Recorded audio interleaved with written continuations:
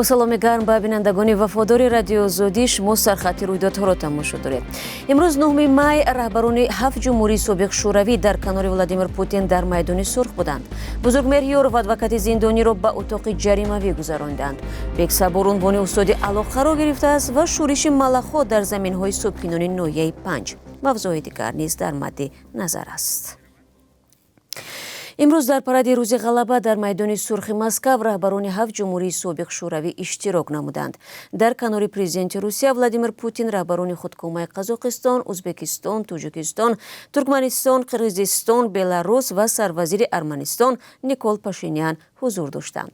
در دوام 20 سال رهبری پوتین عنعنه پرد و یا گشت‌های نظامی پردبدبه در میدان سرخ مسکو احیا شده است. سال 2021 در پرد روز غلبه تنها پرزیدنت تاجیکستان امامعلی رحمان با پوتین همراه شده بود.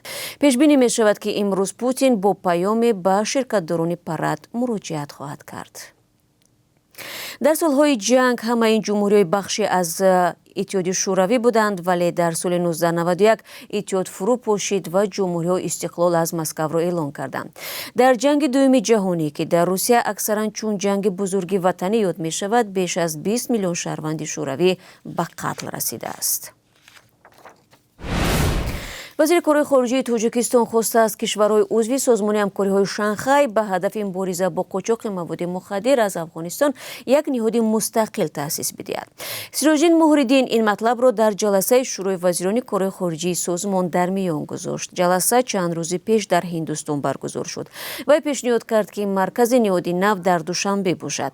وزیر تاجیک اهمیت تشبوس برپا نمودن کمربند بی‌خطری را در اطراف افغانستان ذکر کرده است.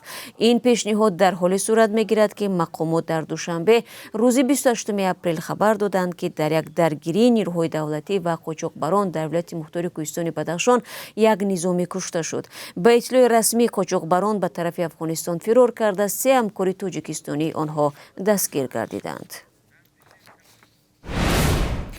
پیوندان بزرگمهریار و وکیل مدافع زندانی تاجیک میگویند بعد ارسال یک نامه از داخل زندان او را برای 2 هفته به بازداشتگاه جریمه‌ای انتقال دادند. بزرگمهریار 2 هفته قبل در نامه جزئیات پرونده نو علیه خود را که بر اساس شکایت محبوس با نام حسن حسنوف باز شده است شرح داده بود. حورنیسا اسحاقова مادر سالخورده بزرگمهریار روز سه‌شنبه به رادیو زودی گفت برای بزرگمهر 5 می غذا برد، اما مسئولان بازداشتگاه موقتی قبول نکردند. ولی مسئولان بازداشتگاه رقمی 1 و سرایست زندان‌های وزارت عدلیه به زنگ‌های رادیو آزادی پاسخ ندادند.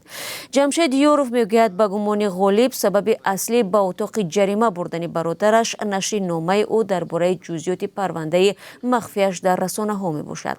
این پرونده 4م علیه بزرگمهر یوروف 52 ساله است و سال 2015 دستگیر و در عموم به 28 سال زندان محکوم شد.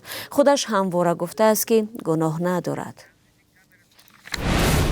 بیگ صبور رئیس خدمات علاقه تاجیکستان بخشیده به عید کسبی کارمندان این ساحه عنوان استاد علاقه را صاحب شده است. بنا به اطلاع دفتر مطبوعات خدمات در چوره‌بینی کارمندان ساختارهای تابع خدمات، شرکت‌های موبیلی، پروایدرها و یک قطار کارمندان ساختارهای محلی خدمات علاقه حضور داشتند. در برابر چندین کارمند شرکت موبیلی بیگ صبور نیز صاحب این عنوان شده است. و از جمله ضمن سخنرانی‌اش در این همایش از رشد باسرعت علاقه در کشور یادآور گردیده است. بیگ صبور رئیس خدمات علاقه و خدای رئیس جمهوری تاجیکستان پیوسته برای فعالیت‌های تجارتی و محدودیت اینترنت تنقید می‌شود. در ماه دکبر سال گذشته پرزیدنت تاجیکستان نیز از نرخ و صفت اینترنت در کشور انتقاد و اصلاح وضع را طلب کرده بود. اما با گذشت 4 ماه به گفته بعضی از متخصصان و وکیلان پارلمان وضع تغییر نکرد. شکایت مردم و کاربران شبکه‌های اجتماعی نیز کم نشد.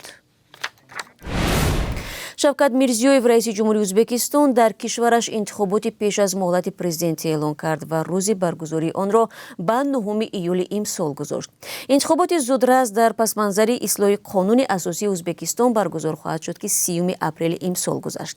بر اساس آن مهلت ریاست جمهوری در کشور همسایه تاجیکستان از 5 تا 7 سال دراز گردید. میرزیویف در پیام روز 8 می گفت با تشبث خود از 3.5 سال مانده پرزیدنتیش دست کشید و ин тасмимро барои нигоҳ доштани мувозинат байни тамоми шохаҳои қудрат ва татбиқи ислоҳҳо ба қонуни асосӣ зарур хонд. мақомот гуфтанд ҳадафи ислоҳ тағйирот дар қонуни асосӣ беҳтар кардани мудирияти Узбекистон аст. мунтақидон мегӯянд ҳадафи асосӣ дароз кардани замони раҳбарии Шавкат Мирзиёев буд.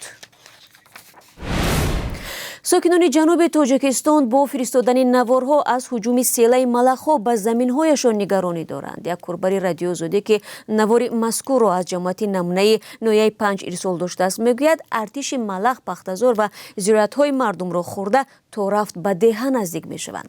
ҳамасола тӯдаи малах дар Тоҷикистон ба ҳазорҳо гектар замини кишоварзӣ, заминҳои наздиавлигӣ ва чароғгоҳҳо хисорот ворид месозанд. кишоварзон аз малахи марокашӣ ба унвони ҳашароти зараррасон ном мебаранд ки ба замину дарахтони сабз ҳуҷум мекунанд.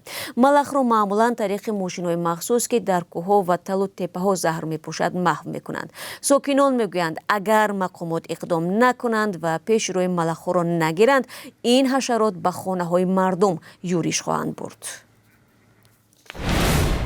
акнун фурсатест барои эълони қурби асъори хориҷӣ дар Тоҷикистон. бонки миллии арзиши пули хориҷӣ барои имрӯз номи майро бетағйир гузоштааст. 1000 рубл 141 сомонӣ нарх дорад. 1 доллар 10 сомониву 91 дирам ва 1 евро 12 сомониву 2 дирам аст.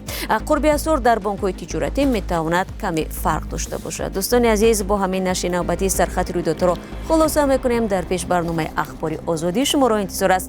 рӯзи хуш ва то мулоқоти баъди 4 соат.